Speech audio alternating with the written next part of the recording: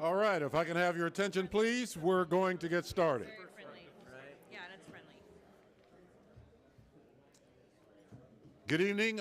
Welcome to tonight's debate for mayor of Portland, presented by NAMC-Oregon. I'm Ken Boddie, political director and anchor at KOIN-6 News, and I'll be your moderator for this evening. This debate is focused on economic equality for people and businesses of color.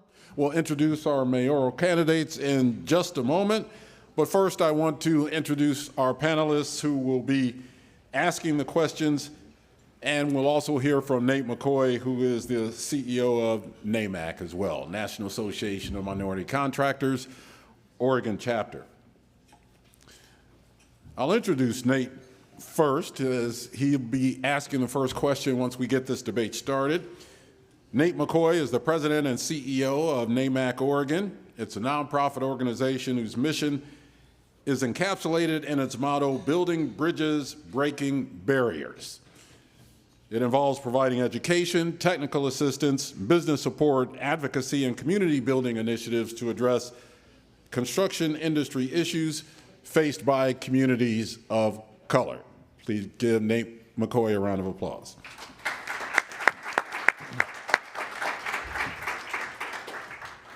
Kobe Lewis is the executive director and CEO of MESO. That's an organization dedicated to poverty alleviation through entrepreneurship in underserved communities. MESO emphasizes trust building and empowerment. It has a personalized approach. It's resulted in remarkable success, a default rate of less than 2%, and no business closures during the pandemic of 2020. MESO empowers clients to achieve significant financial milestones like property ownership and education savings. Please welcome Kobe Lewis.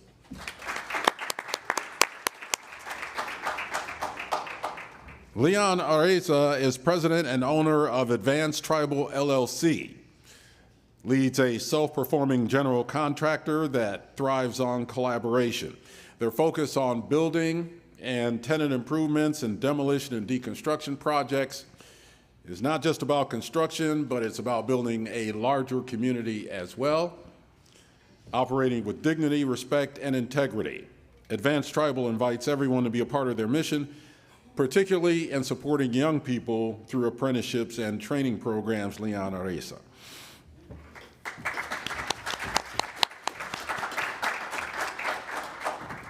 Rosa Martinez is interim executive director of LatinoBuilt. That's a nonprofit trade organization dedicated to advancing Latino contractors and business owners. This is in the construction industry, of course. It provides bilingual services, advocacy, and support to foster growth opportunities. Co-founded by Rosa Martinez and Berenice Lopez, the organization aims to eliminate inequities, empower underrepresented groups, and build a community that enriches and promotes Latino-owned businesses in Oregon and Southwest Washington. Please give Rosa Martinez a round of applause. Lance Randall is the executive director of the Black Business Association of Oregon. That's an economic development organization that collaborates with government agencies, businesses, nonprofits, philanthropic organizations to support and empower Black-led organizations, implement economic development strategies, advocate for policy changes, and encourage investments that foster economic equity across the state. Lance Randall.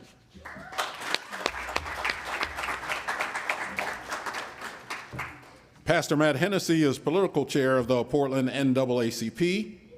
That's an organization that works to ensure the political, educational, social, and economic equality of rights for all persons and eliminate racial hatred and discrimination. For more than 100 years, the NAACP has worked to model accountability, integrity, and transparency through honest and respectful addressing of issues, needs, and harms as they arise. Pastor Matt Hennessy.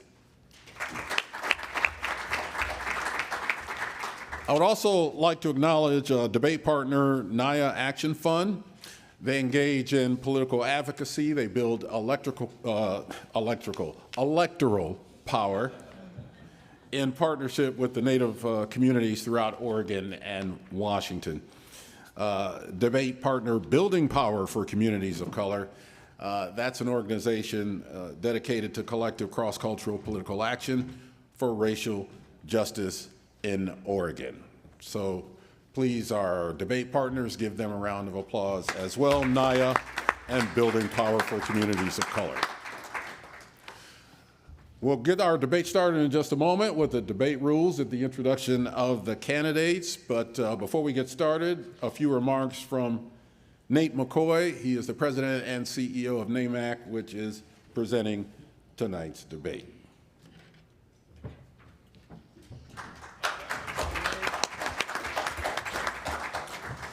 I promise to not be too long-winded because we came to hear our candidates more tonight. But it would not be me if I did not share some words. So first and foremost, I want to thank everybody for being here this evening.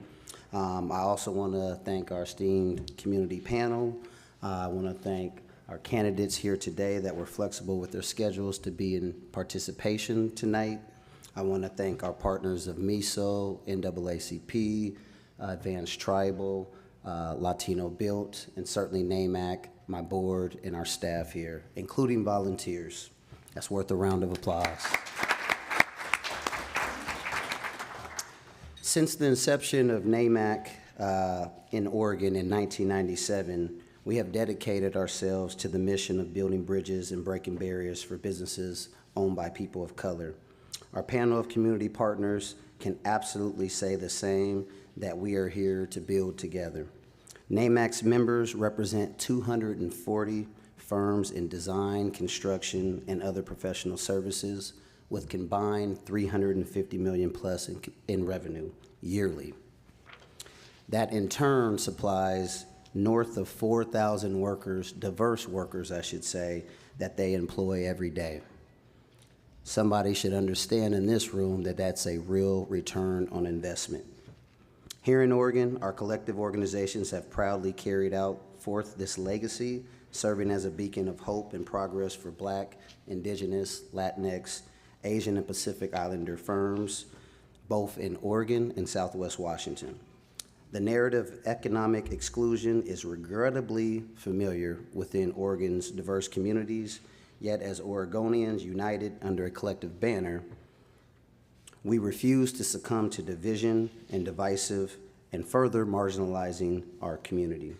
Instead, we champion a vision of strength and leadership through unity, recognizing that our collective progress is the cornerstone of our shared prosperity.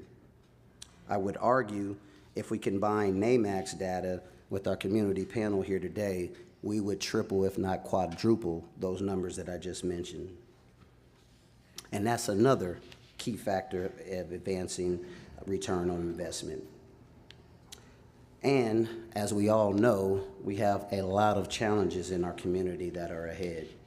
And as we look at this debate tonight, I want us to think about the key pillars to many of our organizations on this stage, starting with advocacy, resource and business development, workforce development, education and training, and culturally responsive programming.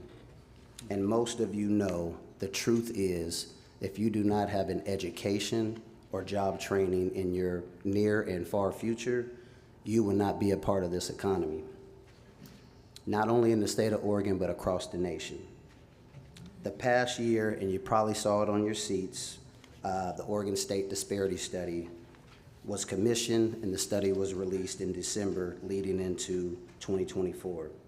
And it has marked, for me and many, unprecedented disparities and challenges, yet amidst adversity, our communities and small businesses have demonstrated unparalleled resilience, creativity, and solidarity.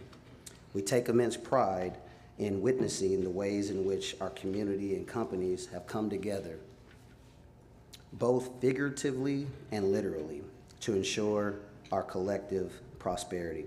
In times where economic currents have favored certain businesses at the expense of other businesses, and in particular, businesses of color, and we must stand together and be in resolve to dismantle policies barriers, and foster inclusive growth. As we all know, it takes a village, and in some cases, it takes a very strong village to move this ambitious agenda. And we hope tonight that we hear from our candidates on how you embark in our new form of government and will lead us into the next century. It's with some regret that I inform everybody tonight that we had some disappointing news. One of our scheduled mayoral candidates, Rene Gonzalez, has canceled his appearance tonight due to family matters.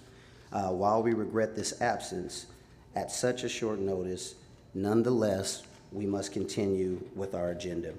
We appreciate the commitment and the flexibility of the candidates here tonight, including the addition of Mr. Keith Wilson, who all of these candidates have prioritized our event and have shown up to share in understanding and learning and leading into the mayoral position. And despite these setbacks, we know our concerns and issues will not wait, and we hope that and understand how candidates running for mayor, we really want to understand your plan on addressing and having a sense of energy and urgency to get these matters resolved. The outcome of this debate and the upcoming election will shape Portland's governance for years to come and will impact our next generation.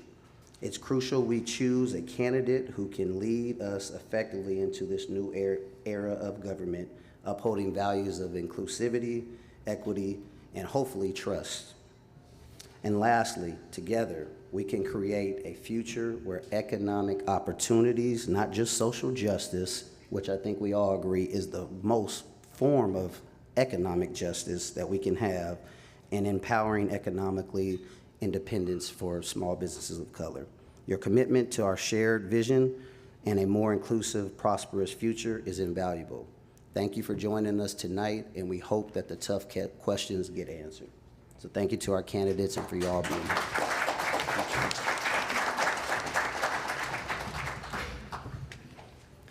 I'd like to introduce our candidates tonight. First of all, Portland City Commissioner Mingus Mapps, who oversees the Portland Bureau of Transportation. Please give him a round of applause. City Commissioner Carmen Rubio, who oversees Housing and Development Services. Commissioner Rubio. Keith Wilson, who is CEO of Titan Freight Systems and founded the nonprofit Shelter Portland. Just going to go over a couple of the debate rules before we start asking questions coming from the panel here. First of all, no personal attacks. You three seem to get along pretty well, so I don't think we'll have to worry about that. Each candidate will have up to 90 seconds to respond to a question. The candidate will see me give, well, actually, they will see James give a 30-second signal right here. He'll be doing the timing. And in that case, you'll wrap up your comments before the next candidate is asked to respond. If you are mentioned in a candidate's response personally, then I'll give you time to respond to that directly. And I'll take the opportunity to elaborate on any questions that don't get fully answered. Hopefully that won't be the case. You'll have 2 minutes for opening statements, and then we'll have the first question, and we'll start off in the order that we have here. So, Mr. Mapps, your opening statement. Okay, 2 minutes, did you say, for the open? Yeah. Okay, great. Hi, folks. My name's Mingus Mapps. For those, I see many familiar faces in this room, but for those of you who don't know me, I'm a Portlander. I'm a dad. I'm a Democrat. I'm also, I have a PhD in government from Cornell University. I've split my career between being an academic, where I've taught on issues of urban policy at places like Harvard and Cornell and Brandeis University and here at Portland State. Also been a public servant I used to head up the city's neighborhood association system. I used to be a supervisor in the city's crime prevention program. And of course, most recently, I've had the great honor to be your commissioner on Portland City Council. On council, I am not only the commissioner in charge of PBOT, I'm also the commissioner in charge of the Water Bureau and the Bureau of Environmental Services. I am your infrastructure guy. A third of the employees in the city work under my portfolio. Half of our city budget runs through my portfolio. 95% of the city's assets are within my portfolio. You should also know, and I suspect that you do, I am running for mayor. And I'm running for mayor because I want to do three things. First, I think we can all agree that one of our top priorities is to get people from the sidewalk into supportive housing. I have plans and a vision for doing that. Second, frankly, public safety is a huge problem. I will tell you, if you go back to even 2016, we had, I believe, 16 homicides in the city of Portland. If you go back to a year before last, I think we had 100. That is unacceptable. We got to get on top of that. And third, I want to create opportunity for Portlanders. I'll tell you, I believe that we are on the verge of a new boom in Portland. It's going to be built on building, and the people in this room are going to help us get that done. Thank you. Thank you.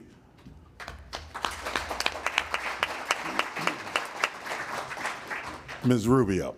Thank you, and hi, everybody. My name's Carmen Rubio, and I'm a city commissioner and have been since January of 2021. I have a long background in working both in government and in community-based organizations, so that's the lens that I bring to this work. And I'm first going to talk to you as Portlanders. I love our city, but I don't have to tell all of you that we have serious work ahead to turn our city around. We're facing a lot of problems, some that were just mentioned: homelessness, the struggling economy, and also gun violence in our housing crisis. And when we know that when things get hard, we know that Black, Indigenous, and people of color and Latinx communities and businesses are disproportionately bearing the brunt of those challenges.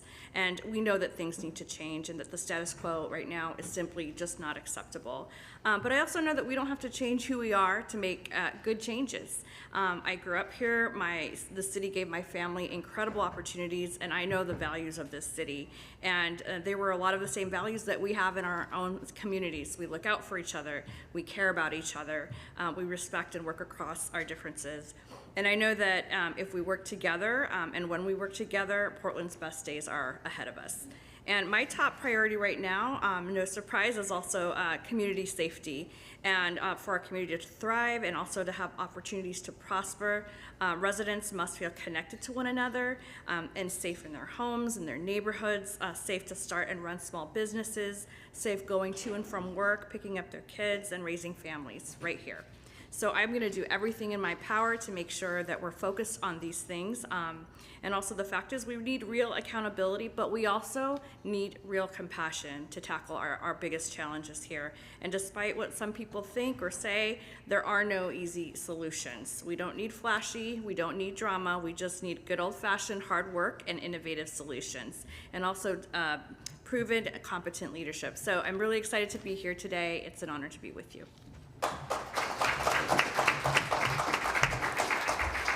Mr. Wilson. Thank you, Mr. Boddie. Thank you, NAACP, Nate, and to the panel. I appreciate this opportunity. Everybody, my name is Keith Wilson, and I'm a candidate for mayor, and my job, and I will deliver real change for Portland. That change begins with ending unsheltered homelessness in the first 12 months of my administration. Unsheltered homelessness are those souls that are living on the street, exposed in tents, in makeshift shelters, in unregistered and uninsured RVs that are suffering before us. For us and our community to move forward, for all the things that we're talking about, restoring our community, we must help and end unsheltered homelessness first. A response that I received from a mayoral candidate just a few weeks ago was it can't be done. And I think if we're gonna have a mayor and that mayor candidate doesn't aspire and says it can't be done and is abdicating that responsibility to our community that is suffering greatly, then I say it can be done. So at Titan, the company that I own and operate, so we have the lowest workforce injury rate in the state. So it can be done. You can achieve greatly if you care for your community. We have one of the lowest crash ratings in the nation. I use advanced artificial intelligence. We use and perform and give our drivers the tools to succeed every day, because every day you drive on the roads, you can trust any one of my drivers driving by you is caring for you and your community. Emissions primarily affects people of color along transportation corridors. We're the lowest carbon footprint carrier in the nation. We don't use any fossil fuels in Oregon. When you think about what can't be done, well, we've done it. We're doing it. So the challenges in Portland was community building and caring for our unsheltered. I went out and I proved by starting Shelter Portland that we can set up shelters immediately to care for our most vulnerable communities. Thank you. Thank you, James. Thank you, Mr. Wilson. We'll now move on to our questions. And Mr. McCoy, you have the first one. Thank you, Ken. As current city commissioners and a current private business owner looking to be our next mayor under a new form of government, simply put, why are you running to be our next mayor, and why was it important for you to be here tonight? We'll start with Ms. Rubio for that answer. So I'm running for mayor, quite frankly, because I know that we all need a change. And I've lived in this community my whole life, so I'm coming into this very clear, with a clear understanding of where we are as a city. And what we've seen over the last several years is a stress test of our systems, and we all saw that our systems failed us. And so I'm very committed to bringing my expertise and my relationships and my ability to get stuff done to these challenging problems, because until we deal with our basic needs, until we find places for people to live, until we make sure that our communities are safe, until we make sure that we get our economies up and going and we provide better service as government to all of you, we can't start building and thriving again. So it's going to take an ecosystem to get that to happen. I have a track record of getting things done. I have a track record of bringing people to the table and keeping them there, even folks that I disagree with or that disagree with me. Because guess what? We don't have the luxury of getting to choose whether or not we solve these problems together. So I'm running because I feel called to do this for my community. I'm also running because I'm from this community. My family is here, and so I have a vested interest in the future. And also I have trusted relationships to get it done. So thank you. Time. Thank you very much. Mr. Wilson. Okay, thank you. I didn't think I'd be before you today. It's certainly not something I thought I'd be doing 6 years ago. But 6 years ago, when I opened my eyes and started looking around our community, I didn't recognize Portland anymore.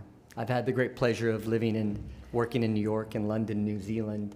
And I was in New Zealand getting ready to accept a network television job. And I realized after seeing many of the beautiful cities of the world that Portland was the most beautiful city of them all. I came back. But the harm that our community is experiencing right now, unsheltered homelessness has increased 136% in 6 years. It grew 800 souls last year. And it's creating a public safety emergency that's affecting you and your families and me and my family. An officer used to respond in a priority call in 6 minutes a decade ago. It's 24 minutes today. So our community is constantly being unsafe. We see businesses and families fleeing from Portland, and I explained it's a leadership failure and it's a failure of policy over and over and over again. We expect different outcomes with the same policy we bring forward.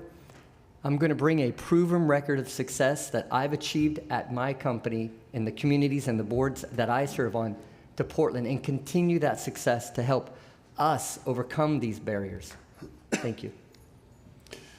Mr. Mapps. I'm running for mayor because I love this city and I'm heartbroken at the direction it's headed in, and I suspect a lot of you are too. I also have 2 young kids, a 15-year-old and a 13-year-old, and I want to hand them a city that embraced me and nourished me the way they have, that allowed me to get here. And I'm running for mayor. Oh, thank you. I should have thought of that earlier. That's okay. And I'm also running for mayor because there's some stuff I want to do. You know, I want to cut our homicide rate by 90%. You know, I remember the days when we had about 16 homicides a year. We can get back there. I'm running for mayor because I want to end houselessness. I'm the only person in council and one of the few people in the city who stands up in front of television cameras and my colleagues at the county and says, hey, what we're doing in order to get people off the streets and into the shelter is not working. And I'm also running because I have a vision for our city and our region. I'll tell you, I have $6 billion of infrastructure projects I want to get built in the next 7 years or so. And frankly, those are going to be transformative. These are bridges and caps and new neighborhoods. We can get this done. I'm the only one in this race who is at these meetings trying to get it done. And frankly, in order to get it done, I'm going to need everyone in this room. We need to create a new generation of workers who can help us build a new and better city. Thank you. And Mr. Wilson, I see that your microphone is red as well. Just press the button, it'll go green, and everybody can hear you. Thank you very much. Second question comes from Kobe Lewis. Thank you. Politicians in Oregon have a history of talking very big and governing very small. Should you win, how can we hold you accountable for your promises on the campaign trail? Thank you. So I opened with that statement, and I was very clear. We're going to end unsheltered homelessness in the first 12 months. You don't get any bigger than that. But it's in the proof and it's in the plan. So I've started opening up shelters. Because to innovate, you have to understand. To understand, you first have to put your boots on the ground. So I started sleeping in shelters, testing new theories. It led me to relationships to partner to open nighttime emergency shelters. That's the big plan, is we're going to care for immediately, and we're going to provide temporary nighttime shelters for everybody on the street so we can end encampments. I opened a day shelter 6 weeks ago to care for our community, because just sheltering individuals at night is only a half measure. We have to care for people during the day, and the only way we do that is by connecting them with services. There's 5 S's. The nighttime are for safety and security, shelter and sleep, but the day shelters for services. I'm learning because I've partnered with 10 national leaders. President Obama's Assistant Secretary to Reduce Homelessness is on my team. Mayor Beater from the Boise, who ended unsheltered homelessness, who had his case being tried on Monday, is on my team. He ended unsheltered homelessness in Boise. He's helping me with the plan. It's a bold statement, but it's not a promise. It's a plan that I'm actively proving out today to care for Portlanders today. All I'm going to do on day one is implement the plan. Thank you. Can you repeat the question? Sure. Politicians in Oregon have a history of talking big and governing small. Should you win, how can we hold you accountable for your promises on the campaign trail? Call me, text me, set up a meeting. I'll tell you, I know a lot of you in the room, and I'll be transparent. Some of you in the room have been mad at me at various things over time. But I will also say this. For those of you who have been mad at me about various things I've done since I've been in office, I have been available for you when you have texted me, called me, said, hey, Commissioner, I disagree with what you're doing, or Commissioner, you need to do better. And I will also tell you this. When I am mayor, I'm going to make mistakes. I'm going to make mistakes every day. And frankly, if you're trying to do big, hard things, making mistakes is just fine. It's important to be held accountable, though, and accountability is literally part of my brand, and that's what I'll bring. And if I think a lot of you have my number and my email address. I have a very Googleable name, so I'm easy to find, and when I'm mayor, you can find me up on the 3rd floor. And I invite you to come down and say hello. Ms. Rubio. Thank you. So accountability is incredibly important, especially when we're from communities where trust has been broken over and over again, or we're constantly not at the decision-making table. So it's what I did for nearly 12 years as a nonprofit director. My job was to hold systems accountable, to hold elected officials accountable. So I know what it feels like when something feels empty and what feels real. I think with me, I've been told I have the opposite problem, that I don't share what I'm doing enough. So that's something that I think we can do both things of. I can commit to continuing to walk my talk, and also to be clear when we have success, and also to look you in the eye and tell you the truth when something isn't working. And one thing you need to know about me is that when I commit to doing something, I am all in. Again, look at my track record of delivering. If you look at that, you can see that I have consistently delivered on the things that I set out to do. And so I would continue to work in that way with integrity and in partnership with you. Thank you very much. Next question comes from Mr. Areza. Based on the recent state disparity study, please give us specific policies you will implement and promote in your first 100 days as mayor to promote economic equity and create opportunities for businesses of color. Mr. Mapps. Great question. I'll tell you, I tend to come to this work through the lens of building. That's why I'm your infrastructure guy. One of the things I will demand from frankly, our procurement office is to make sure that we're meeting our co-bid goals. I'll tell you, anytime I build something, I want to make sure that we meet our goal of contracting out at least 20% to small businesses that are owned by people of color or women or emerging businesses. I will tell you, given my vision for how we can rebuild this region over the next 5 or 6 years, that will be transformative. I believe that if we have a mayor who's committed to building a better city, we can lift everybody up. Not only can we have new bridges and clean water and new neighborhoods, we can also build and grow each and every one of the businesses in this room, and I'm deeply committed to getting that done. And I will tell you, I think there are few politicians in Oregon who have brought more wealth and more opportunity to, especially contractors who go out there with shovels and hammers to build Oregon than I have. Ms. Rubio. The first thing that I would do is definitely, because the numbers still are no surprise, they're dismal. We know this happens, the study happens every once in a while. We know what it's going to tell us, yet we still see the same systems that lock out opportunities. So what I would do is I would appoint a special task force to advise me on developing key recommendations that we can set out to do a work plan, and then just get them done. I would rely on the expertise of people that smarter than me, that know this work, that have done this work, have these businesses, to advise about what things take top priority. But there are a couple things that are really important that I would want to be at the top of that list. And one is definitely procurement reform. We've heard that over and over again. We know that it's broken. We need to change with the times. We need to recalibrate and need to provide opportunities consistent with organizations that need opportunities to grow and thrive. And connected to that, I would also explore the bonding requirement changes in order to do that. If we can make a change, or at least start exploring projects $2 million and under would be excellent as a place to start, and allow the growth that room needed so that we can scale up accordingly. So those are a couple of things I would do. Mr. Wilson. So I think I've been clear. My first 100 days are going to be focusing on community safety, our public safety, which is being impacted, and we're not safe in Portland. Obviously focusing on ending unsheltered homelessness, that's my key focus. So I want to be honored, I want to honor that question, but essentially what's the next or second 100 days? The state disparity report really is an eye-opener. I had the pleasure of talking to Nate McCoy about that. 89% of contracts are given to white males. White folk in Oregon represent 75%. And when you look at the disparity report, Black Oregonians represent 2% of the population, yet they receive 0.1% of the contracts. So the first thing that we do is we create visibility and transparency. It's everything I do in my business. Clear guidelines on what it's expected. We engage and we educate, because when you hear that, it takes your breath away.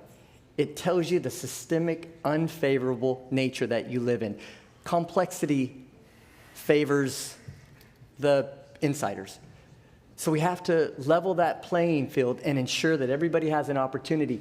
So to answer that question directly, it's clear, transparent numbers that are on a wall, being gauged, and that everybody can see, white, black, any BIPOC, and then we make sure that those numbers are going north, not south. Thank you. You have a follow-up question? I do. What's your position on public labor agreements and union contracts?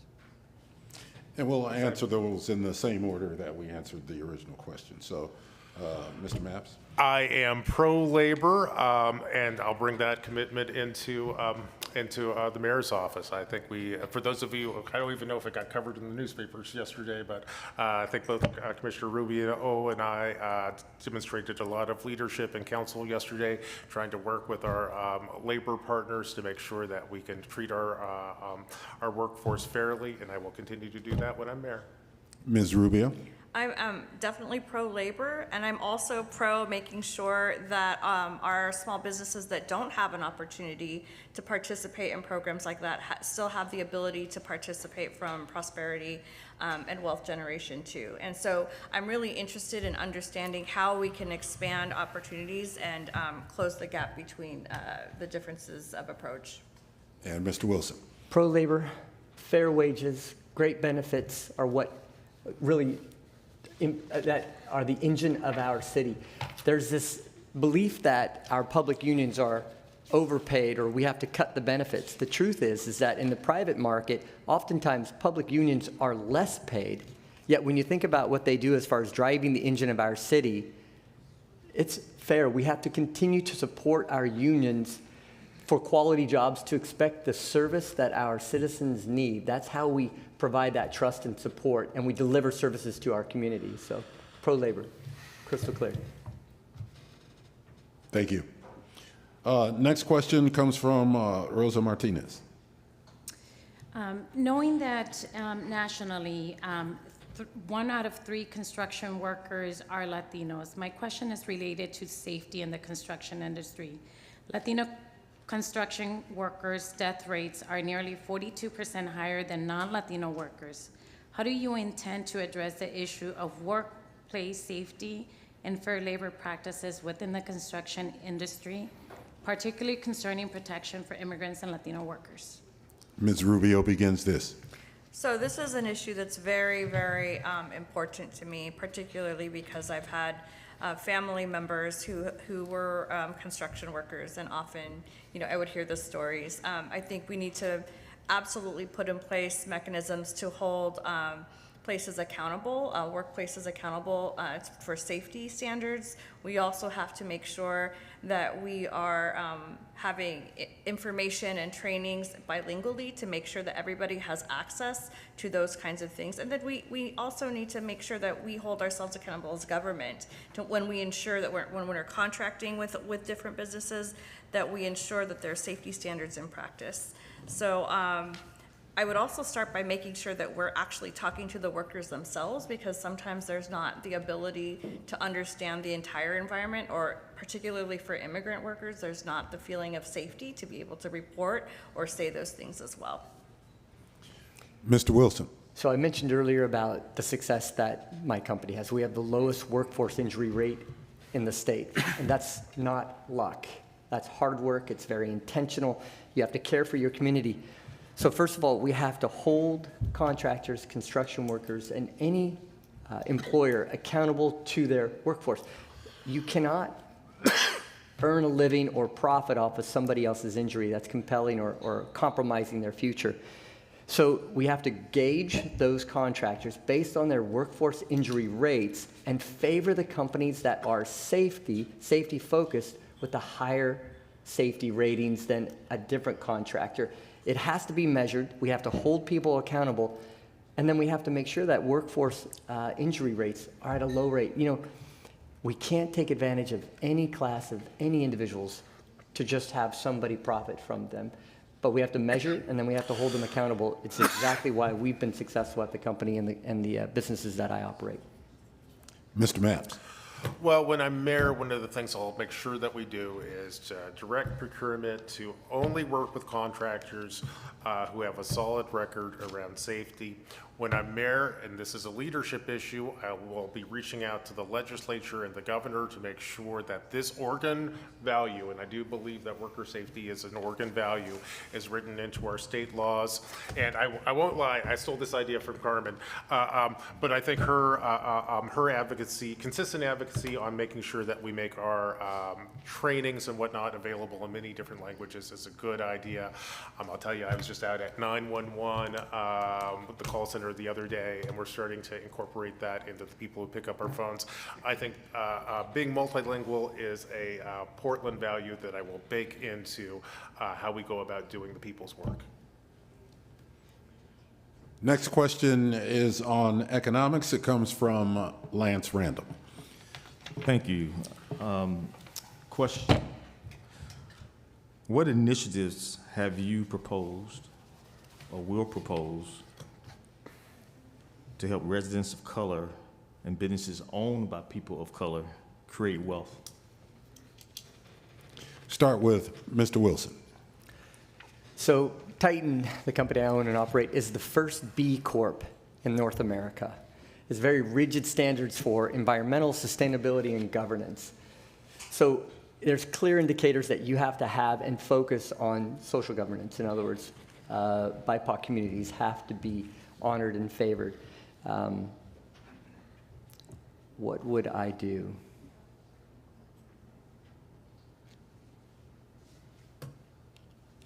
Can you repeat the question with the time? Thank you, Lance. What initiatives have you proposed or will propose to help residents of color and businesses owned by people of color create wealth? Thank you. So the 3 by 2030, 3 million new homes by the year 2030. Black home ownership is at 40% in the United States. White home ownership is 70%.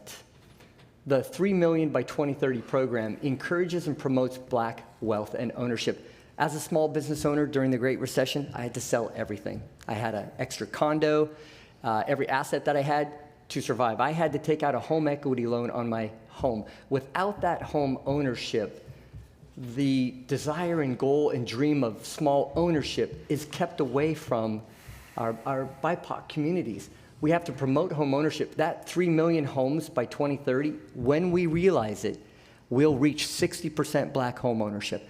That's how we create generational wealth and small business ownership. Thank you. Sorry for the pause. Mr. Mapp, same question. Sure. You might have read in the newspapers that I'm building a water filtration plant. It's a little bit controversial, but it's important and will serve 1 million Portlanders in the Portland metro area every day, 24 hours a day for about the next 100 years. And I will tell you, I have held firm to the belief that we have to have about 20% minority participation in that project. So I am in the process of handing out $400 million in contracts to BIPOC businesses who are going to help us build the infrastructure of the future. We will be breaking ground in the next couple of weeks, if I am lucky, and we have, frankly, a hard deadline to get this done. So this thing is going to be stood up and built in the next 2 years. That $400 million is going to go out into the community, and I will tell you, I believe that that is the biggest infusion of capital into BIPOC businesses that Oregon has ever seen, and I'm incredibly grateful to get that done. And I also want to thank my friend Carmen Rubio. Her vote was really important to helping get this important project off the ground, too. And Ms. Rubio. Can you repeat the question one more time, please? Mr. Randall. What initiatives have you proposed or will propose to help residents of color and businesses owned by people of color create wealth? Okay, thank you for repeating that.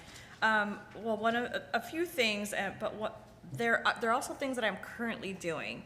So the first thing is creating an Office of Small Business. That's something that we've never had in the city of Portland, and it's been incumbent to small business owners to navigate across numerous different bureaus for numerous things, and it's really a disincentive, and it really leaves people feeling disconnected and really not supported by their local government. So what I did is I directed Prosper Portland through its recent inclusive economic development framework to pull together all the functions of the city into one space so that people know where to go. They have one point of contact. And then we also added funds to create more positions there so that we can actually expand our service. So we have a lot of new goals on deck to get that office up and running and to scale up our support for small businesses. The second thing is to support the Inclusive Business Resource Network and scale that as much as we can.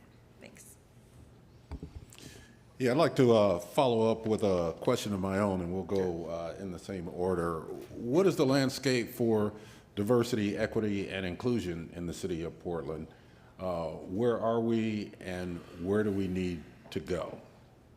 And we'll start this off in the same order. So, Mr. Wilson, You bet. how would you answer that? Well, we have a lot of work to do. I think we know that. I talked about the state of disparity, where the contractor rate for our black small businesses is, at a 20th of what a white male receives. But let me talk to you and answer that as far as my job, my work. So I have a senior leadership team. There's 6 of us. We determine the course of our company. Every Friday we meet. My board, my executive team is made up of 50% of BIPOC or LGBTQ. So when you hire the best, that's what your board, that's what your executive leadership looks like. It looks like your community at large. So I've told you some of the successes we've had. I will tell you, we're succeeding because of the diversity of our senior leadership team. And so when I'm mayor, and I focus on DEI, we're simply going to hire the best persons available, and that's what our team at the City Hall is going to look like, is what it looks like my current board at Titan right now. So I'm simply going to take the same best practices that I'm delivering for my professional experience, and we're going to bring that to the city of Portland and just do it again. Mr. Maps, how would you answer that question? I'm going to tighten the question up a little bit and just focus in on where we are with equity and inclusion within city government. And the answer is we're doing terribly there. People of color are underrepresented in our workforce. And when you are a person of color who works for the city of Portland, there's a good chance that you feel abused and neglected and disrespected. And I know where that comes from because you might remember that I used to be a City of Portland employee. And for those of you who were reading the papers in 2016, you might remember that I got fired by a boss who was mad at me. And who I believe was mad at me because I was doing a good job in pushing for change. And when I confronted barriers, instead of moving on to a different job, I ran for my boss's job. So what am I going to do? I'm going to try to change that. When we do hire people, especially people of color at the city of Portland, when we keep them, we often lose them. I'll tell you what I have done since I've been here. I meet with the affinity groups quarterly. I'll tell you, there is no more group that is kind of more disappointed in the city than our Black affinity group. I meet with them on a regular basis. They bring up their issues, and I try to tackle those issues, and I will continue to do that when I'm mayor. And I will tell you, I do that not only with the Black affinity groups, I do it with the Latino affinity groups, and I do it with the Slavic affinity groups and the Asian affinity groups. Thank you. All right, thank you. And Ms. Rubio. So for me, and I will sort of borrow the same frame that Commissioner Maps did, we are doing terribly. And it's all about investments in who we hire. And you've heard us all talk about, and you've probably all said before, a budget is really a values document. It's a reflection of what we value, what we say we're going to prioritize, and then we fund that. So when we say that we value equity or contractor diversity, we need to look to see if that's really actually playing out in our investments. And the other thing is hiring and leadership. We can't really be proud of the high percentage of BIPOC workers that we have at the city. When we look, look at it horizontally. When we look vertically, and they're all concentrated in the lowest, percentile, that's not equity. That's not actually creating opportunities and wealth and the ability to grow. We need promotions. We need retention and high-level recruitments that will make diverse candidates polls and hiring committees the norm and not something we have to fight for always, internally and externally. Thank you for answering that question. Pastor Hennessy, you have the next question. Thank you very much, Ken. Could you, by the way, explain to people that we have someone doing interpretation here? I think it's really good that NAACP did it, but it's important that the audience understands that this is also being interpreted. Do you mind you being that person too? Oh, no, not at all. We are having interpreters. You heard what he just said, so I am happy to reiterate the fact that this is being translated. So thank you very much for the work that you're doing with that. Thank you. We're really proud of that, and I want to thank NAACP for the opportunity to be here tonight. I was introduced as a representative of the NAACP, but I certainly want to honor the president of the NAACP who's here tonight, Mr. James Posey, if you will allow me to. And I do whatever he tells me to do, so you all know that. We are a union household. My wife is here tonight, too, who represents the Carpenters Union. You all have answered a number of questions that have been on my mind. I need to make a statement, and then I'll give you the question that I have for you. I am terribly disappointed, having been a member of this community since 1988. I came as a young adult to work for the state of Oregon at the time, and I want to say this in as nice and holy a way as I can. The disparity study that we're talking about, if it was 1988, if it was 1940, if it was 2000, if it's 2010 or 2024, black people, brown people, LGBTQ people have always been on the downside of the disparity study. So I would wish that we quit doing the studies and do the work to actually make things better, and I haven't seen that happen. And so I say to each of you as candidates for mayor, my hope is that you will make it your business to say, here's where we are, so let's set metrics so that we can actually finally come to a place of saying, guess what, we're doing much, much better. And we don't expect miracles, but we do expect it to happen. My question is this. When I came to this city, it was one of the most beautiful places around. People around the world thought of, wow, Portland, Oregon, what a great place. Over the last 4 years in particular, from our response to the George Floyd killing, to COVID-19, to the higher than normal homicides, we were known worldwide before as a great place to live and to work. Also, I put homelessness in there. Many people need to heal and restore our place in the world, and also to restore our relationships with each other. If you're black or brown in this city, I got news for you. You do not always feel like this is home. I'm gonna try that one more time. I'll say amen myself. We have not done a really good job, right? We attract people, we talk about numbers, but we don't get along. And so I want to ask you as mayoral candidates, how do you begin to actually implement strategies beyond unity breakfasts and other things to actually make us heal together, work together, and do that well together? And we start that with Mr. Mapps. Thank you for the question, and I know exactly what you're talking about. I'll tell you, I think one of our challenges here is that we've had bad government for several years, and that is traumatizing. One of the things we have to do is stop stabbing ourselves in the foot. So good government, a competent mayor really matters here. I also believe something which is really important, and I tried to bring it to this work, is being very conscious of the moral meaning of the work that you do, even if the work that you do is digging a ditch or swinging a hammer. One of the other things that I think is quite important to do is, as a person of color, to be a voice for other people of color, and also to be a bridge. I recognize that we live in a diverse community, and one of the things that I need to do is to remind Portlanders that we are all one community, although we might be many different people.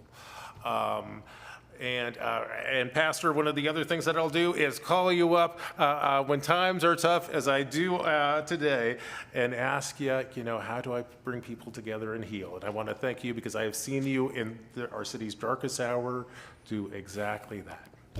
Thank you. Ms. Rubio. So I really appreciate that question, and because I want to be frank that when I entered this job, I think I came in, with my heart wide open because I had worked in a culturally specific nonprofit for 12 years and grew that nonprofit to quite a large organization, the biggest Latinx serving organization in the state of Oregon, by the way. But because of that experience, and then coming into the experience of government, and I've felt that feeling that you're talking about of not feeling seen or welcome or supported in a way. And you think that when you get to certain places in your career that it's going to be different. No, it only gets more high stakes, and it only gets harder. And what's at stake is more important. And so. For me, that's why it matters so much. This race is so consequential to our city. This is going to be the first mayor after a massive form of government change, after a massive,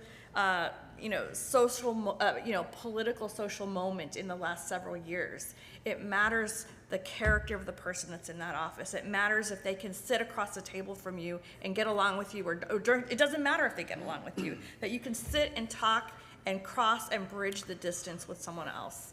And you need someone that's going to be able to bring people to the table, keep them to the table, keep them focused on getting results. And also build that trust so that when things aren't going well or there are hard truths, that the relationship can hold that truth in conversation and that we can still be aligned around building a good city. So. All right. Thank you.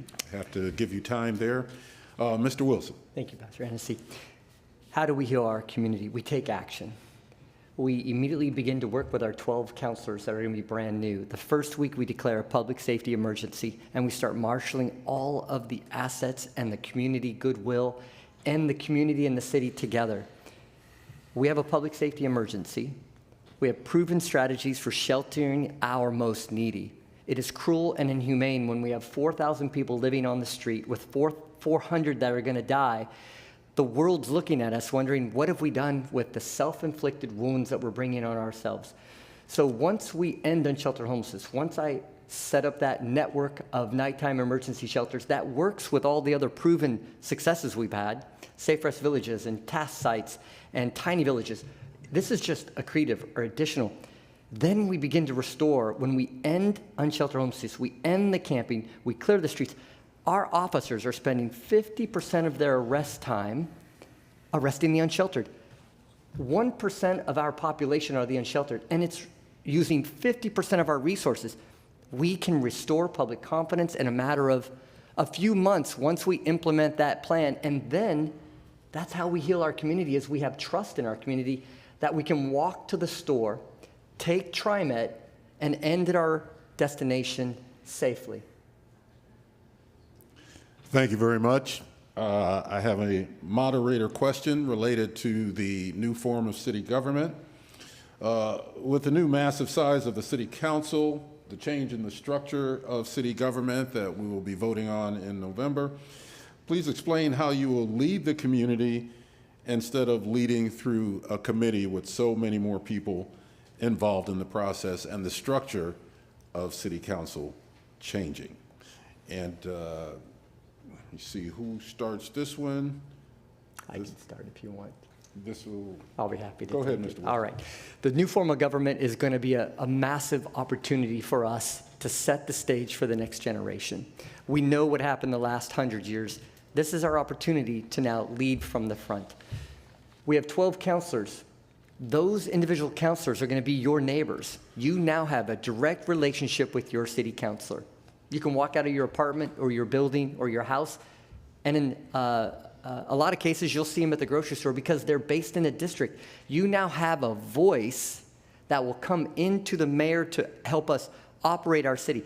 Now, the mayor is an opportunity as well because the mayor gets to work with the city administrative officer to streamline the vision and the mission. You know, we have 26 bureaus, and each one of them have their unique, succinct vision mission. There's no cohesiveness in our city. We now have a professional operating the city. The mayor sets the vision, the mission, and the tone. The city administrator brings a professional operation to the city and our 6 service areas. We get to unlock the efficiency in our community, not just top down, but horizontally. Everybody in the city is now talking together, interdisciplinary, to reduce waste and provide better service for you. And the counselors, I don't see it as a negative. I see it as one more opportunity to get your voice into city government, so we're listening to you and providing a better outcome for our city. Thank you, James. Mr. Maps? Great question. I'll tell you, in our next form of government, our next form of government is going to look a lot like the state legislature or Congress. You're going to have the city council, which is going to be a lot like the state legislature, and then you're going to have the mayor, who's going to be a lot like the governor or the president. In other words, the president and the mayor is focused on delivering basic services. So I'm going to focus very clearly on doing what it says on the labels on our bureaus, delivering fire, police, parks, water, sewer, roads. The other thing which is really important that I think everyone needs to think about with this change that we're going to undergo, the mayor is going to be the only person in City Hall with a citywide constituency. And one of the things that I will hold on to, and I have it right now, is I see the whole city, I feel the whole city, and I represent the whole city, and I will bring that to you when I am mayor. But, you know, my mission, my North Star is to deliver basic services extremely well. I want everyone in this room to feel like they're getting a good yield for their tax dollars that you send to the city. Ms. Rubio? I absolutely agree with my colleague here that you do have to have that citywide vision and hold that front and center, making sure the basic services, the systems are working. If the systems are not working, rebuild the system so that it's actually, working right for the Portland that we are today. And I mentioned it last time, but still the same thing holds true. This is a very consequential time because we are setting up the new government. This mayor matters in a different way than any other following mayor will matter because they are setting up the system for the next generation. So it's gonna leadership's gonna matter here, and this mayor is going to hire the first city manager. That city manager is gonna outlist all the 12 commissioners and the mayor. So making sure that you have someone that understands executive level thinking, but also has the people skills to bring along 12 possibly brand new commissioners who are getting their legs, learning policy in a new form of government. So having the ability to bring people along, but also holding a hard line is going to be important. If any of you have questions, please formulate those now. We're going to take some time to have some questions directly from the audience here. I understand that we have some young people here who have prepared some questions. So would one of those young people, who would be the first to ask the question? Go ahead. What civil organizations or nonprofit have you been a member of in recent years, and why? Hang on, are you okay if I give her my mic so people can hear what she's saying? Certainly. Yeah, come on up. Thank you. What civil organization or nonprofit have you been a member of in recent years, and why? And we'll start with Ms. Rubio for the answer to that. Wow. So what nonprofit? One civil rights nonprofit or any? Civil organization. Oh, civil organization. So probably the most obvious thing that some people in here know is that I was the executive director. I was first a board member and executive director of Latino Network, which is immigrant and Latino serving organization in Oregon, and is now, I believe, the largest organization serving Latinos in youth and families in Oregon. When I started there, the organization, I have a former board member here in the audience, we started with maybe around 5+ people and $500,000 in budget with some big problems. And when I left 12 years later, we had an organization that was about 18 million and about 140+ people.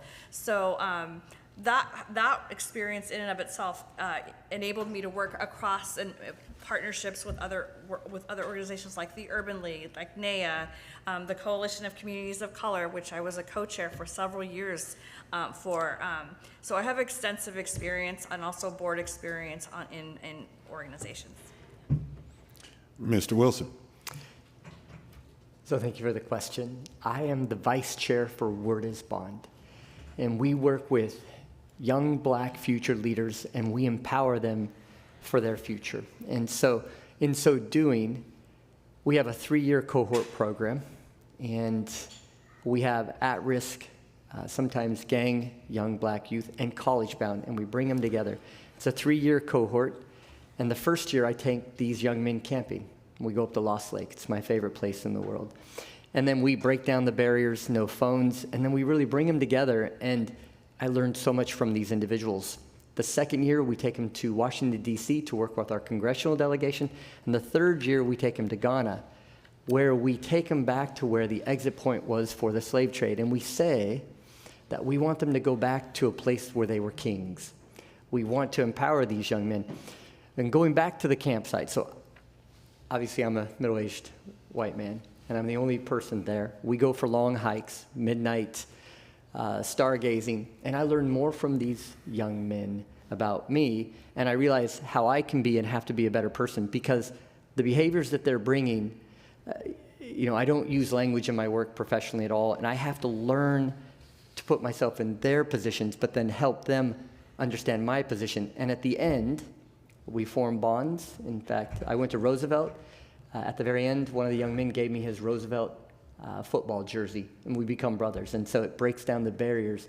They've never spent 3 days with a white person before, and they recognize we're in this together. Mr. Mapps. I'm a member of the NAACP. Thank you, Mr. Posey, for getting me involved in that group. And prior to coming on council, I was the executive director for a nonprofit called Historic Park Rose. Historic Park Rose is actually a little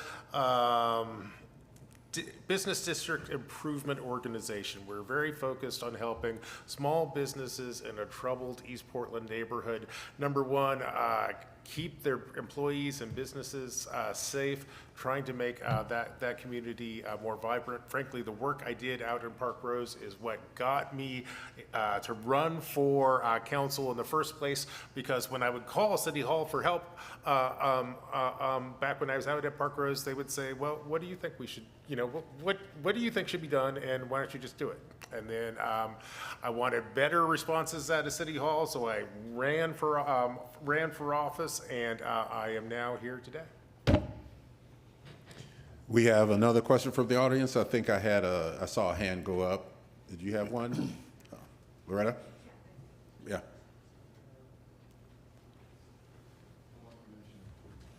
Hey, Loretta.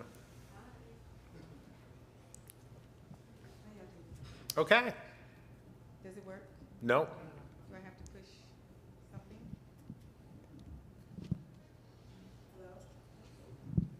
Hello? There you Got go. it, There we got it, are. got it. Yep. Thank you so much for running. The struggle is real here in Portland. I know all of you pretty personally, except Keith, and I just met him. We ran against each other in 2020, so I know his need to be a public servant is real. And I was thinking about when I first met you, Carmen, and I was on the county commission, and you and Marcus and others would bring this report about disparities and the disparities in communities of color, and that you all wanted more money from the county.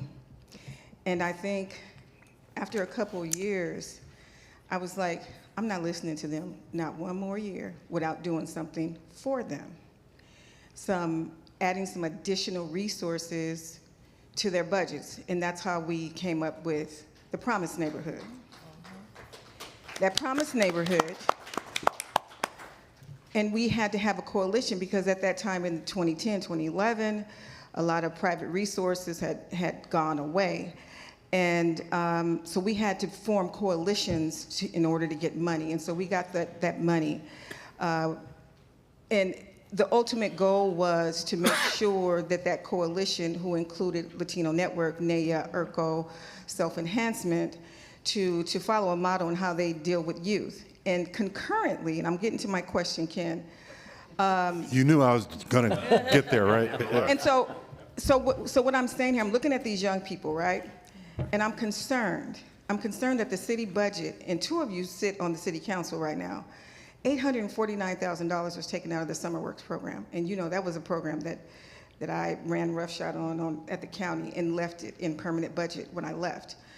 $849,000 is going to be taken out of this year's budget for Summer Works. I don't understand that. I don't understand how we're taking budgets away from organizations and CBOs of color. You have to identify other opportunities, whether that be at the state level or the federal level, and then we doubled back, Carmen, and we got the $30 million from the state.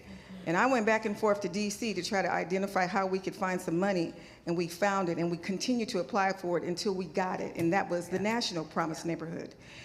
So I guess what I'm saying to you is, I hear you, what you're saying from a 30,000 foot level, but I don't see you in your works in terms of how you're keeping those dollars. Those other dollars were taken away during COVID and the George Floyd for the Summer Works. So the question is... So are you going to put that money back into the budget, number one? Are you going to increase the number of minority businesses by working with the NAACP, the Soul District, and other people who can help these small businesses? The reason why we don't have any is because they can't get through the paperwork. I'm a DBE. It took me months before I got my paperwork and everything together.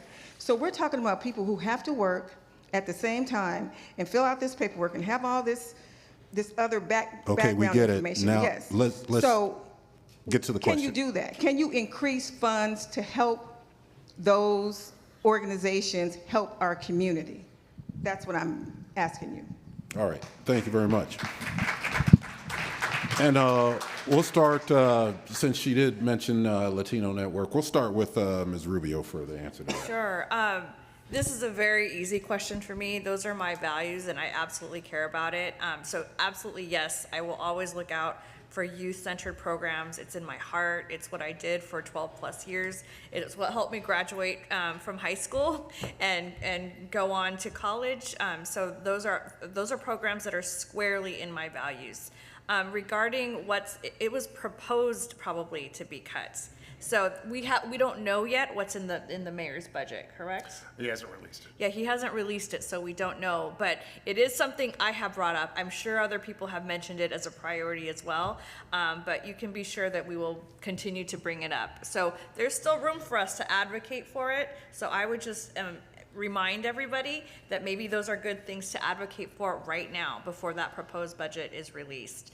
When it comes time and when one of us are in the driver's seat, or when I am as a mayor, I will absolutely put it in my budget as a priority, working with youth. And I want to say thank you for all that you did for all of our communities, because those funds were a game changer for our organizations and allowed us to scale and serve more families. So thank you. Mr. Wilson, I know you're not a current city commissioner, don't have privy to all the budget discussions, but how would you answer that question? So I think what you were talking about is workforce development for BIPOC, or at least summer programs. And so I can't speak to what Commissioner Rubio and what Commissioner Mapps, but I can speak to my experience. So every summer I have a BIPOC, a young black person, who comes in and does an internship at Titan. And we take and we train him, usually him, every single job in our company. And they work with every supervisor and every manager, because we want to help develop these individuals from these hardscrabble neighborhoods. I grew up in North Portland next to New Columbia, Columbiaville at the time, so I had firsthand knowledge how hard it was to move out of that and into education. So I take it head on. And I bring these young men in and I train them these wonderful jobs and give them that head up on learning skills. And so if it's a matter of your program, Ms. Smith, you can bet I would be supporting it, because anytime you have workforce development with young people, disadvantaged young people, you wrap your arms around it and you make it work. Mr. Mapps. Sure, and Loretta, thanks for flagging this. We haven't seen the mayor's proposed budget. I'm embarrassed to say I don't know what portfolio Summer Works is in. In HR or OMF. It's HR, OMF, okay, well, that explains it. So that's in the mayor's portfolio. When the mayor releases his proposed budget, which will be in a couple of weeks, we'll see what's there, and I'll certainly advocate for it. I also want to say I am in the business of building stuff today, right now. 24 hours a day, 7 days a week. I have apprenticeships and summer programs for youth.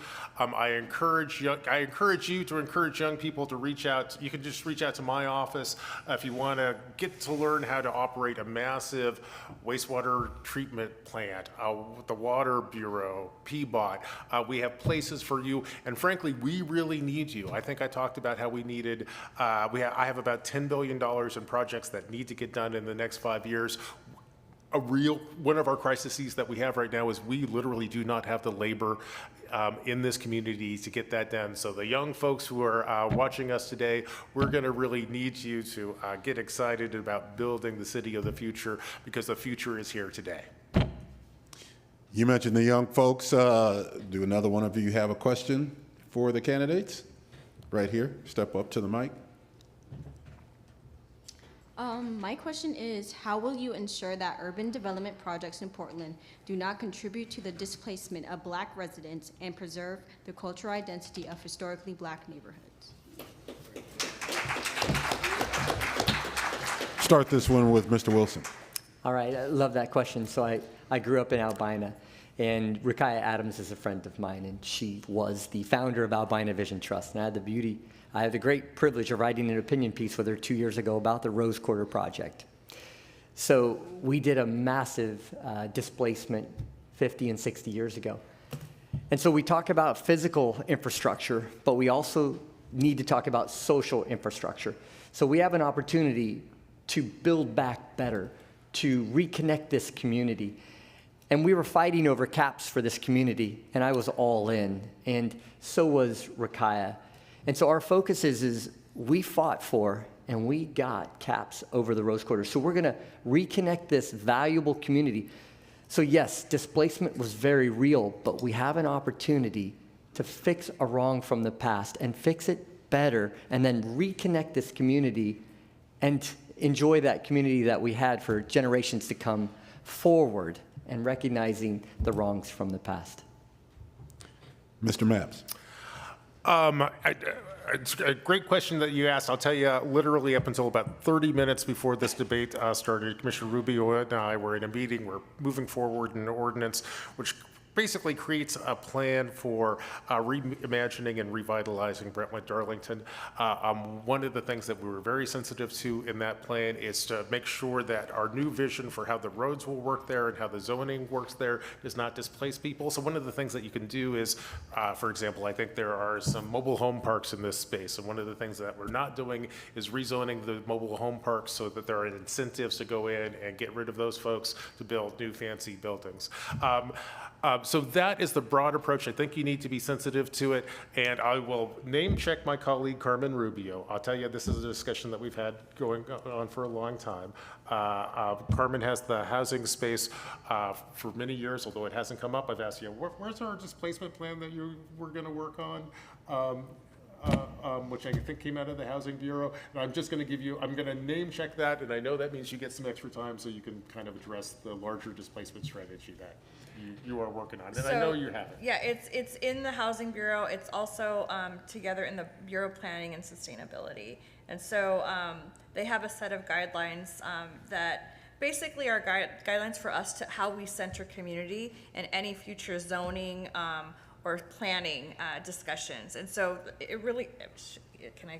Yeah, go Should he right finish, in. or- Take No, your time. I'm done. I was handing it off Yeah. to you. Oh, And also, so that was a am I little bit of a. next? Oh, Yes. right. So Okay. just continue, and Yeah, you'll so- have your time. So, so we do have these tools and guidelines, but I'll just be frank, we need to do better, and until we have more representative staff and planners and zoners and people who are at the decision-making table, it's still gonna be a struggle. But there is, I will say there is an ethic of anti-displacement, and there is an appreciation for the harms that have been done in the past by tools that have been misused in a lot of cases by urban renewal, et cetera. So it's gonna take your generation in the future to kind of re-envision how we're gonna redefine those tools. How are we gonna actually infuse and keep them more community-centered when we make those decisions? And I'm happy to say that it's starting to happen now, but we still have more work to do to get it where we want to be. Do we have one more question from the audience here? Okay, let's go this side over here. Go ahead. Yeah. Wherever you want. Hi everybody, I'm running for Congress, but I really want to know how the mayor of Portland is going to work with the state government and the federal government, because I think it's really crucial to know that the mayor is not afraid to ask Congress for things that are needed at the local level. So can you talk more about working with both state and federal governments and what that might look like? And you mentioned that, it's Michael Jonas, he's running for Congress in the 3rd Congressional District. Mr. Mapps, you can answer that question? Sure. Well, earlier, so are you Michael? Yes. Okay, great. That was one of my questions. Good luck and thank you for running. I'll tell you, under our new form of government, one of the things that I've already mentioned is that the only elected in the building who represents the entire city is the mayor. And there are plenty of dialogues that happen literally between the mayor, the governor, and the executive. I will lean into that. I tell you, especially, we even have this already a little bit. Although I don't get to talk to Biden very much, I have met him a couple of times, but I do literally talk to Transportation Secretary Pete Buttigieg a bunch. That's a very important role here. And you're talking about the mayor's race. I tell you, the relationship between the mayor, the county chair, and the governor are, I think, the key, and actually Metro, are the key 3 relationships. Those folks need to be on the phone talking to each other literally several times a week. I'm deeply committed to doing that. I tell you, I already do it in my own space, which is largely transportation and big infrastructure stuff. And certainly I will continue to do it when I'm mayor. And frankly, I think members of council will not be in a good position to get the governor on the phone because it ain't easy. Mr. Wilson. Certainly. So thank you, Mr. Jonas. Appreciate the question. So getting back to ending unsheltered homelessness, declaring a public safety emergency allows me to communicate with the county, state, and federal government. That's why we have to do it. So on the state side, Minority Leader Fahey and I've already spoke. I've told her to reflect on what was going to be needed. What state funds or support can I rely on as mayor to address the public safety emergency quickly? We have a governor that has a record of success that is very intent on getting Portland back on track. She's going to be right there with me, and we'll be communicating every day.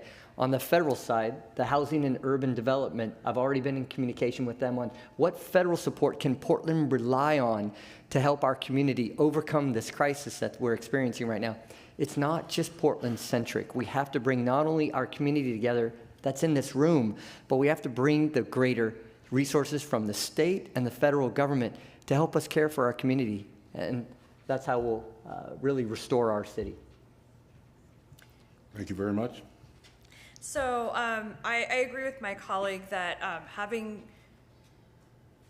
functional relationships is really critical when you're the mayor of the city of Portland. I think we saw examples where it didn't always work so well.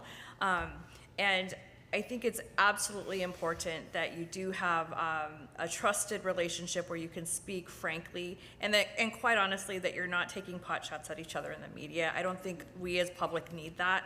We want to respect our elected officials, and we want to know that they can enter into respectful dialogue with each other to solve our most intractable problems. And so what you would get with me is that I have very trusted, long-term relationships with the folks who happen to be in offices right now, and even some of our future or potential congressional candidates as well. And so the governor and I, the chair, and even Metro Council president, we have relationships that go back to way before we were all in elected office. So there's a trust that comes with knowing someone that deeply, that you can tell each other the truth and get things done. We were scheduled to have the candidates ask questions of each other, but you can do that on your own time. I want to hear from the audience. Sure, right? that sounds healthy. Yeah, we've got Good. questions out there, so, right here. On? Yes, this is on. Yeah. Okay, my name is Fawn Albertson. I'm a small business owner, Yeah. and I also work with the Seoul District Business Association. So we provide thousands of hours of small business technical support to hundreds of small businesses every year. My question and thoughts are, since 2015, we spent $1.7 billion on homelessness in the city alone. Not the county, not the state, the city. 1.7 billion. This year, or the past year, there was, through the state of Oregon, equity fund, through Business Oregon, there were $64 million in asks of people who serve small business, and there was only 18 million available in funds. 1.7 billion, 18 million, 64 million. Recently, through Prosper Portland, the Reimagine Fund, there were 387 applications put in, the $105 million in ask, and there's 5 million to invest. I really appreciated the Congress, or potential congressman's question, how are you going to work with the state? What are you doing to raise money to invest in small businesses who are paying the taxes in this city, in this state? If we don't have equal to or better than investment in our small businesses that we do in our social services, who's going to take care of the social service problem? Okay, you can't keep lopsiding this. What are you going to do to generate more money that we invest back into our small business community? Good question, Fawn. Start with Mr. Wilson on this one. Our businesses are suffering, they're dying, families are moving out of Portland, businesses are leaving Portland.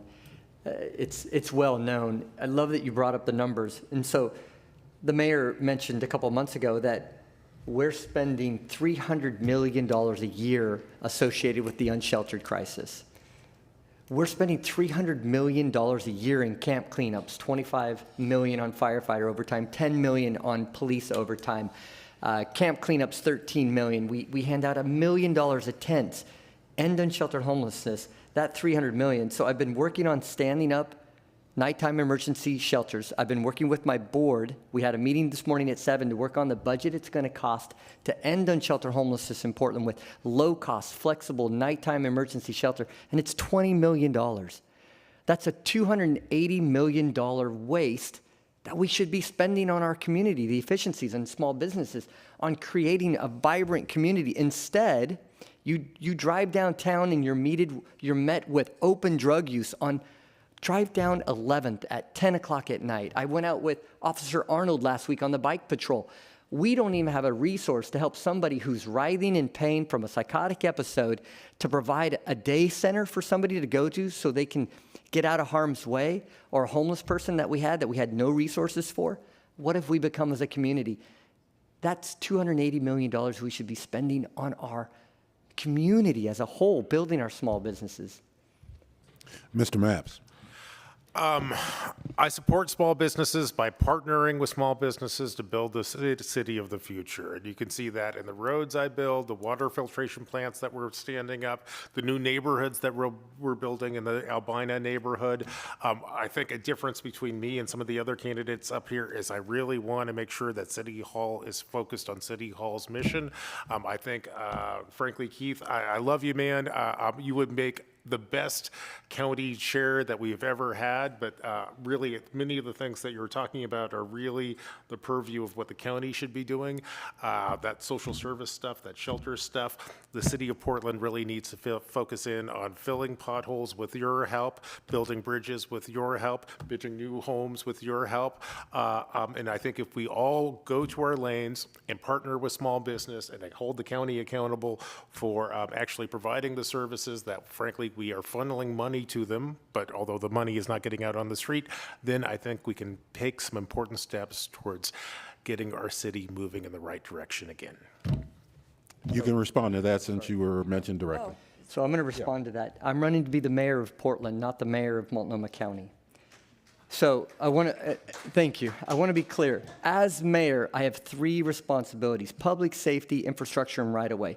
When I have 400 of my community members that are going to die this year, it is my responsibility to end that suffering as soon as possible. At $20 million with a budget that's $7 billion, we can put in an interim budget action that first week that I'm mayor, and we're going to address it ourselves. We're not going to wait for county who deals with social and health services. They are out of their lane. My responsibility is to care for Portland. I'm going to be the mayor of Portland. That's why I'm before you, not for county chair. I respect and I appreciate that compliment, but Portland is dying before our eyes. It's going to stop, and it's going to stop quickly with your help. Thank you, Ken. Ms. Rubio, you get to answer the original question. So I would say that we have a huge budget gap right now, that our council is actively working really hard, and the mayor is putting his budget together to fill that hole. And we all know that there are huge cost drivers that are out of our control: inflation, the effects of the pandemic, a slowed economy, our national misbranding of our city that we're still sort of feeling the effects from. And I agree with you, small businesses have taken the brunt of that, especially retail and restaurants as well. And at Prosper Portland, we're doing everything we can to catalyze more cash, but it's just not there, because so much of it goes to, like what Keith and what Commissioner Mapps were saying, that we are taking on a lot of responsibility that isn't the role of the city right now.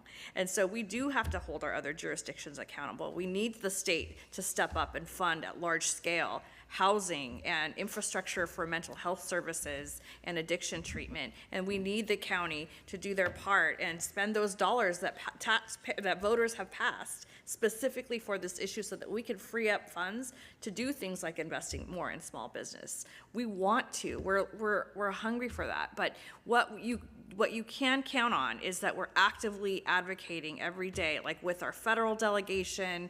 We're looking under the couch cushions at the city, different things that we can do to aggregate funds to continue to give those dollars out, because we need that. We need that more than ever right now.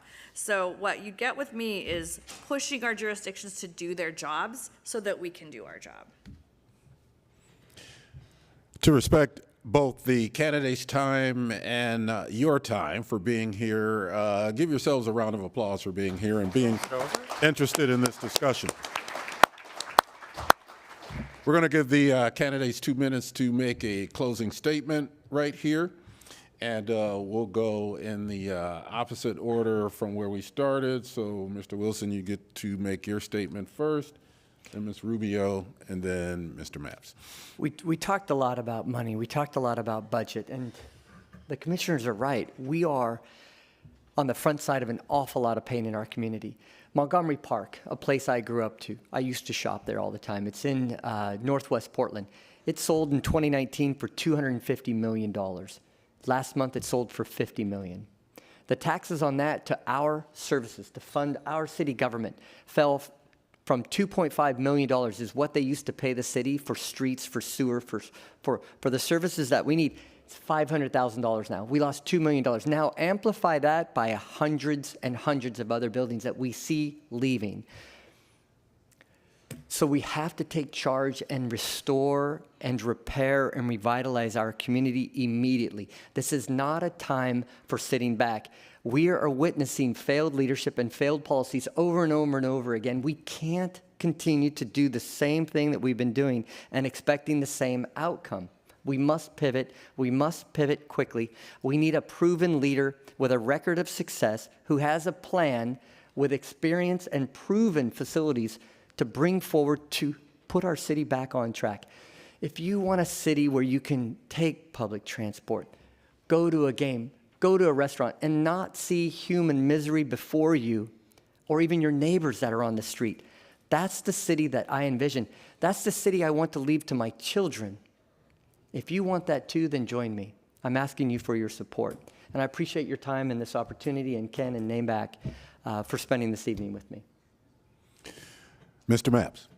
I want to thank Ken, you for being such a great moderator. I want to thank our panelists for such, we can give Ken a round of applause. Let's go for it. The same thing with our panelists. Thank you for the wise questions and holding us accountable. I want to thank everyone in the audience. I want to thank my colleagues. I will tell you the truth. I've known these people for years. I consider them friends. That ain't going to change no matter what happens on election day. I would trust them with my life and my children, and you should feel comfortable with that too. And I think this panel that we've had today really is a pretty good representation of who we are, what we bring to the job, and why we're running. I am running for this office because I love our city. It's clearly going in the wrong direction, and I believe I have the experience and vision and passion to take a city that has been down in the dumps and make a big difference on public safety, houselessness, and economic recovery. Now, if you liked what I saw in my campaign today, I need you to do me a favor and go to my website, which is mengusmaps.com, and frankly, hit that donate button. I'm participating in public financing for this race, but in order to qualify for matching funds, I need a few more Portlanders to donate at least $20 to my campaign. The first $20 you donate will get matched 9-1, so even a small donation can make a big difference in this race.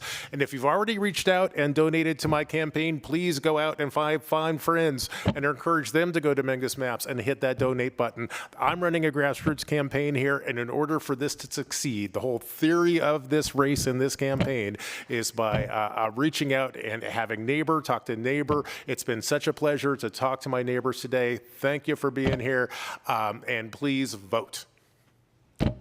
Commissioner Rubio, you get the last word. Thank you. So my commitment to representing our community, and particularly black and brown communities, didn't just start yesterday. It's part of my purpose. It's who I am.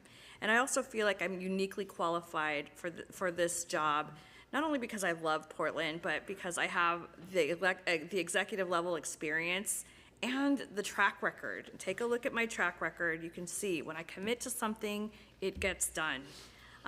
You know, as an executive director, I dealt with staffing changes and cutbacks and growth issues and the changing economic environment.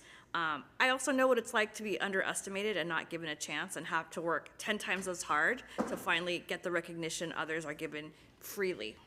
So that matters, and that perspective matters, and so that hard work is what you're gonna get from me. I also have relationships.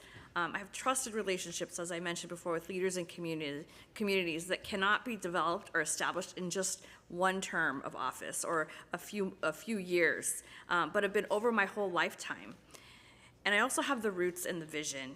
I come from a hardworking immigrant family that taught me about service and about justice and never forgetting where you come from. And also that you're responsible to also helping your community succeed. And this is why I know that better days are ahead for us, and not just for the whole community, but in particular black and brown communities. It takes one of us with these qualities, this vision and this ethic of helping our communities to make real change possible. Thank you. And that concludes our debate this evening. Please give all of these candidates and the panelists a round of applause. Thank you. That was fun. And before we go, a few final words from Nate McCoy, who is the president and CEO of NAMC, which hosted this event tonight.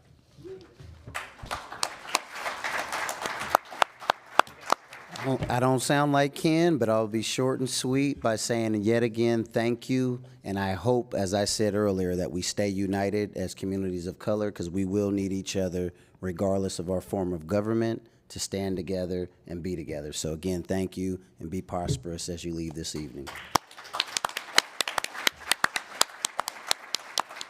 I've been meaning to reach out to you. You know the lady from the Soul District who asked the kind of question about, really, she's pissed at me.